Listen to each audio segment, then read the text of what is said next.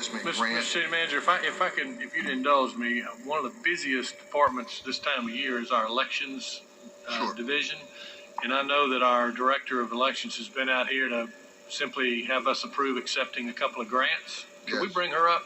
Yes, sir. If she will come on up, and following the Brownsfield assessment grant of $300,000, we will hear from our elections office. Mayor, $300,000 grant to Brownsfield. Motion approved from Councilor Huff. Motion, second from Mayor Pro Tem. All in favor? Any discussion? I'm sorry. On the Brownfield grant. All in favor, please say aye. Any opposed, say no. That's approved. And so, Ms. Borden, I actually texted you earlier, and I was going to get you up. My phone's dead. I'm sorry. She didn't respond to my text message, Ms. Mayor. But anyway, she's done a great job and is doing a great job with the election. There's a lot going on, and she knows how to go and look for money too. But we've got two grants. One's the elections and registration grant for upcoming election. It's $412,245. It's an award from the Center for Tech and Civic Life, and for personnel and equipment to help the elections and registration respond to needs arising as a result of COVID in the upcoming election. There's no local match. We like those kinds of grants, and we're requesting your approval. Councilor Thomas made a motion to approve, and Councilor Huff seconded. So any discussion? All in favor, please say aye. Any opposed, say no. And then she called me late Friday night. Says, I got a grant, and, we need to get it accepted. And I'm like, how much is it? And she said, it's $210,675. I told her, I think we can get that on the agenda, with no local match. So there she goes again. She applied for it and didn't think she was going to get it, she told me. I just applied for it. And but we're asking you to accept an award from the USC Schwarzennegar Institute Democracy Fund Initiative. We had a motion from Councilor House. Is there a second? Second from Councilor Huff. Councilor Huff, is this to the motion? All right. All in favor, please say aye. Any opposed, say no.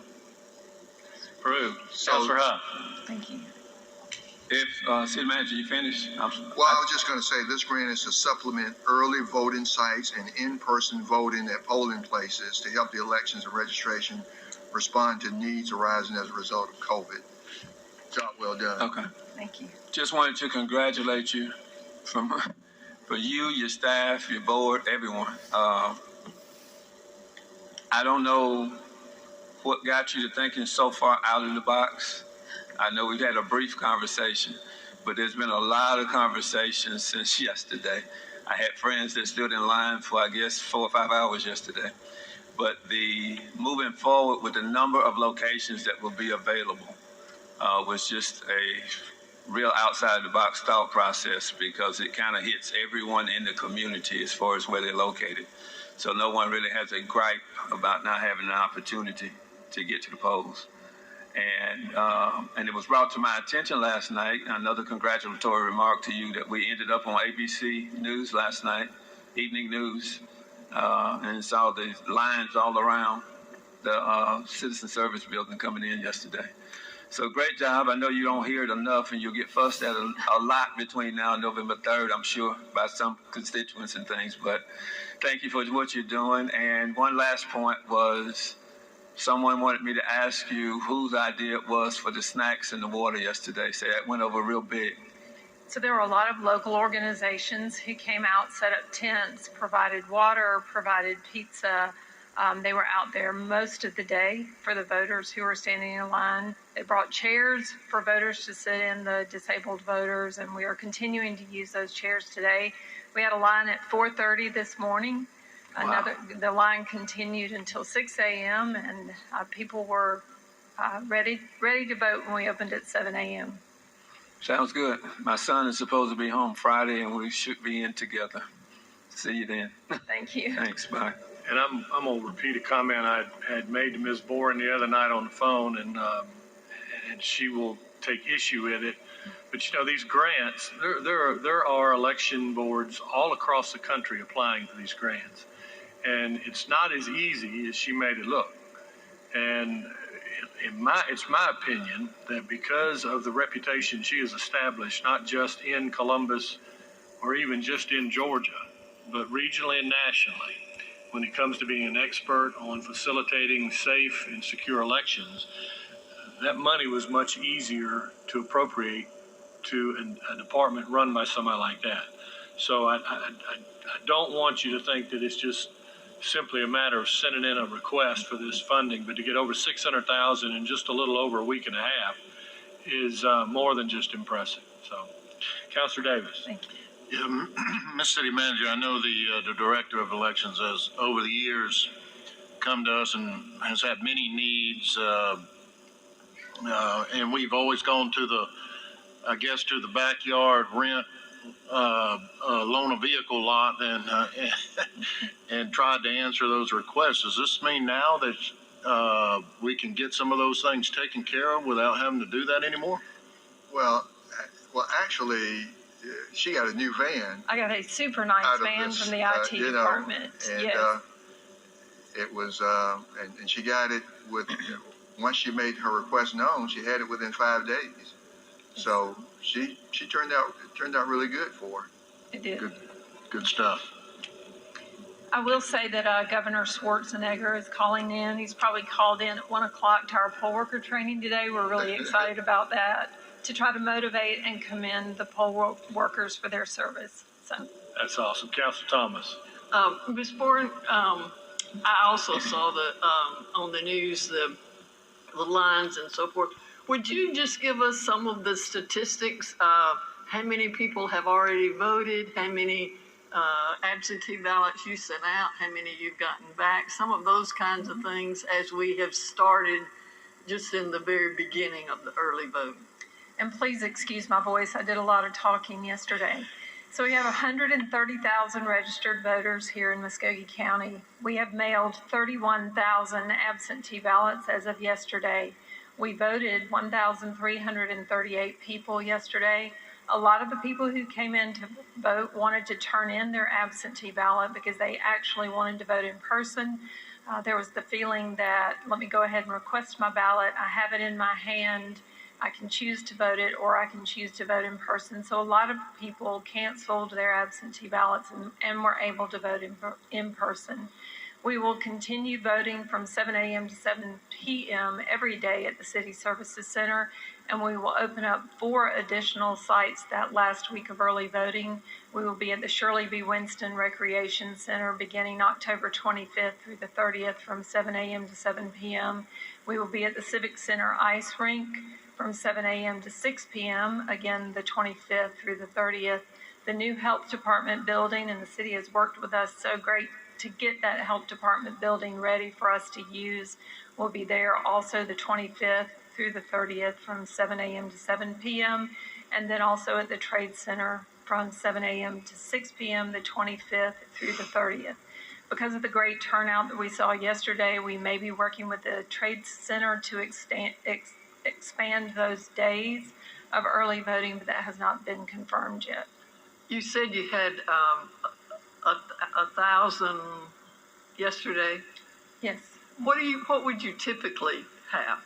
Typically on the first day of early voting, we would not have a turnout like that, but considering it was Columbus Day and holiday for a lot of people, they decided to come out and vote while they were off work. A typical first day early voting turnout for elections would be 600 to 700 people, so we doubled our normal turn. Mm-hmm. Thanks. Mm-hmm. Councilor Crabb. I guess I wasn't aware of the snacks and the water that was being donated yesterday, but I was wondering if we couldn't have food trucks come and park near some of these facilities to accommodate people that are in the long lines. I think our concern with that would be the ingress and egress for the lines and people standing in lines. I believe the police department has moved their fallen officer celebration from the City Services Center building back to the Public Safety building today because of the lines and how long the lines are. That Okay. would certainly be something that could be looked at. Okay. Councilor Garrett? Hang on. There we go. Just a real quick comment. Would it be legal for us to get our census workers out there? Because we have a record in-person turnout. These people are waiting in line. It takes 5-10 minutes to fill out the census. We've got really low census turnout. We had hoped to partner with Census, but with the deadlines and with the beginning of early voting not until October 12th, the deadlines didn't fit with each other. But now with the new deadline, we are considering partnering with the Census to get those questionnaires filled out. Okay, great. Thank you. That's a great idea. It is. Councilor Tucker? Thank you, Ms. Nancy. I know you probably saw my post yesterday. I was so excited about the voter turnout. I wanted to say about the line warmers. It was the Protege Project, Tanisha Lyles and Brandy Pinnick. And then it was also Laura Walker and some other individuals that were out there donating water. But the Protege Project, I think that's the name of them, Tanisha Lyles, they were the ones that got the pizza. So you could see them walking through the line and giving out water and different snacks. So just want to truly thank the citizens that came together, and they're still donating. Right now, I think they've raised like $500 from just citizens to ensure that, individuals have not only water, but chairs as well. There were also a couple of churches that were handing out water to the voters as they were standing in line.